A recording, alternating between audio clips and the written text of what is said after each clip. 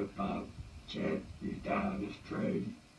Very loud about the street. Now loud. This voice is coming from an 11-year-old girl. Alright guys, and welcome back, and today we're going to be covering a very, very famous story that me and Fiona have great interest in, because one of our most favourite movies ever, The Conjuring 2, was sort of based over it, and we are of course talking about the Enfield Poltergeist. So this particular case is the most documented ghost story to ever happen. The Enfield Poltergeist occurred predominantly between the years 1977 to 1979, where it affected the Hodgson family, and in particular the two young girls, under the names of Margaret and Janet. Now, I think it was in particular Janet, which we'll get into later in the video, that was in particularly affected in a really creepy way, wasn't she? Yeah. So the first activity happened in August of 1977. The mum was just sleeping in a separate room, and the four kids, there were two brothers and two sisters, were all sleeping in their room when one of the brothers' beds just started shaking super violently. So they called their mum, and she heard all the noise, so she come running in, and the dresser in their room just kind of shuffled its way over to the door and basically blocked them all in.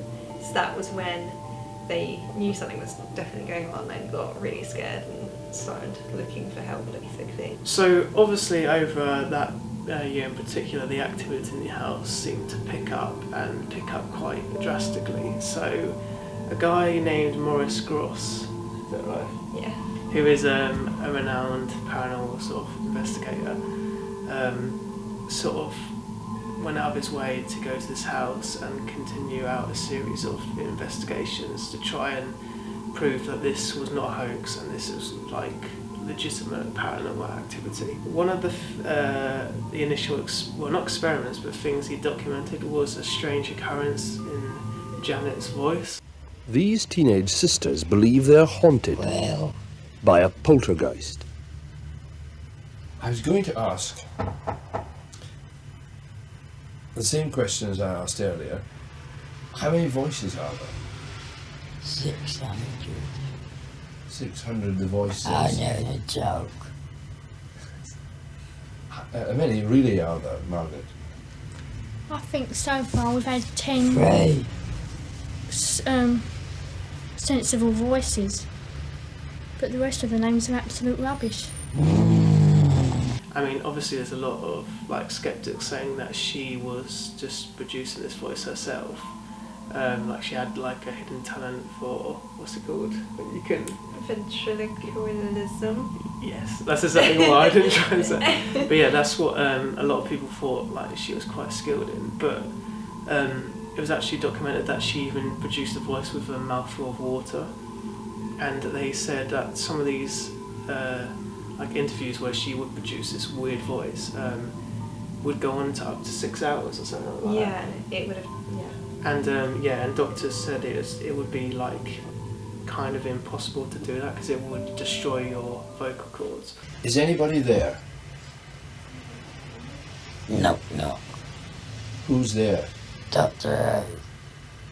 Doctor Who?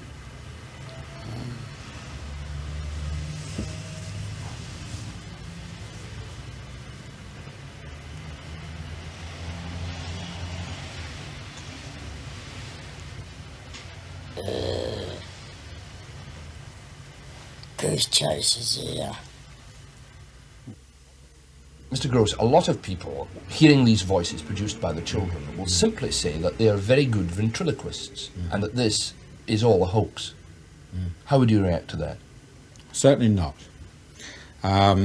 They're certainly not very good ventriloquists. We have had tests on them to see whether they can ventriloquize. They can't. To keep up this particular type of voice for any length of time without damage to the vocal cords is absolutely impossible. I mean, there must be some hoarseness attached to it. But don't forget, these children don't do this for a couple of minutes or so. They do it for lengths of periods up to 3 hours, and without any hoarseness or sore throats whatsoever. Well, perhaps Guy, perhaps you've got something to say to them. Yeah. I'd like to know how you make this noise without bashing Janet's vocal cords to pieces. If I do it for half a minute, I get a sore throat. So, and like, she's only a young girl. I can't remember how old she was. Was she like 11 or 12? And like, to produce such a masculine voice. Yeah, that's impressive. I mean, I thought I had a deep voice, but... And I mean, I even tried to like replicate it, and I could do it. And honestly, I had a sore throat at the end of it. What you'll see in the interview as well is also Janet describing it doesn't feel like it's actually coming from her mouth, which is super creepy. It feels like, in her own words, you'll see that it feels like someone's got a hand on the back of her neck and sort of like manipulating her. Yeah, we'll roll the clip now and you'll see just how creepy it is. How do you do it, mate? God, they can cowards. Don't you ever get a sore throat, Janet? No. Sure. Yeah. You never get pain in the back of the neck or something? No. Oh, what do you mean? I'm sorry, I'm not with you. What? I feel, Oh, you with me now? With you? Sensation in the back of the neck. Yeah. Well, tell us about that. I don't know how to No, tell me explain about that. You get it? Do you get it now? It's buzzing in the back of the neck. Yeah. Do you feel it vibrating as if it was sort of? No, like someone Someone put what? their hand on the back of my neck like that. When you hear the voice and it comes out, where does it come from? Here, your throat. No. Where do you feel it comes Back from? of the neck. Back of the neck. And so it must be as if it's somebody else speaking then, when you hear Yeah, it. behind us. I wonder, do you think there's anyone there just now? Yeah. I do. So what makes this case so crazy is that there were actually 30 people that are confirmed to witnesses that experienced weird stuff in this house. And obviously the most reliable source would be the police, and she did call the police when all of this started happening because she didn't have any explanation for it. And they came round and they saw an armchair literally move across the room, and they couldn't believe what they were seeing, so they got a marble and tested at the floor to see if it was like at a slant.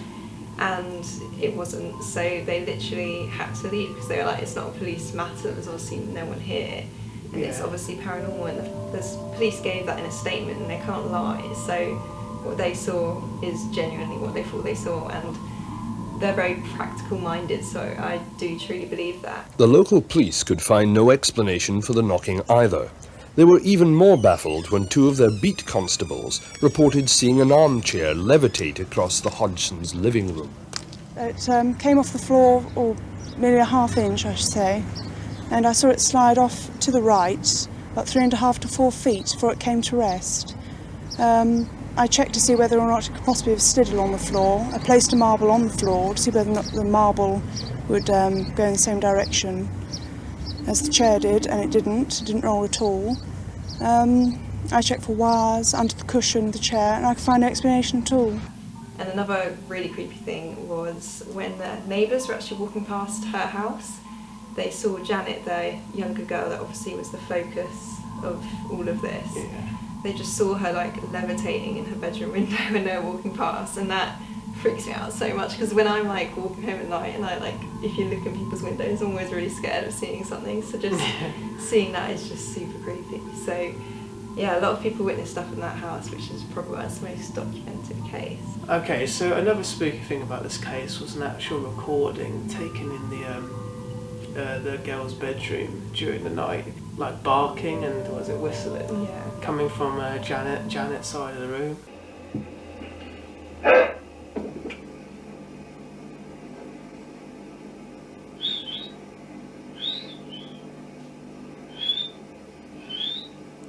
The barking here is quite extraordinary, actually. So there's been two more other main things that famously happened to Janet in this house. One of them was when the famous, I'm pretty sure everyone's seen these levitating pictures, which we can put on the screen. And there's been a lot of like skepticism surrounding these, whether it is just pictures of her jumping out of bed. Me personally, I don't jump like that. I don't know anyone who does. It really does look like she's literally being dragged out of bed and like thrown in there. and that was seen by witnesses, and everyone said that that's what happened.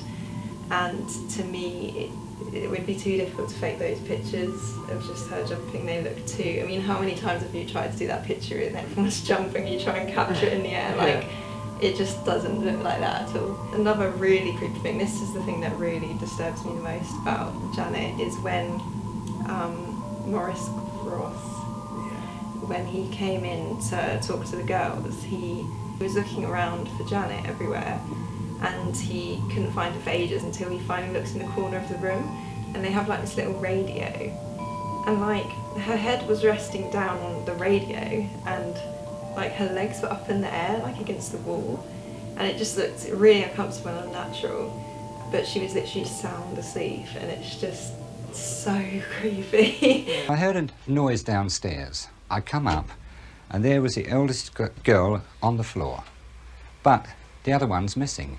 So I look under this bed, I look under this one, and as I stand up, I see it.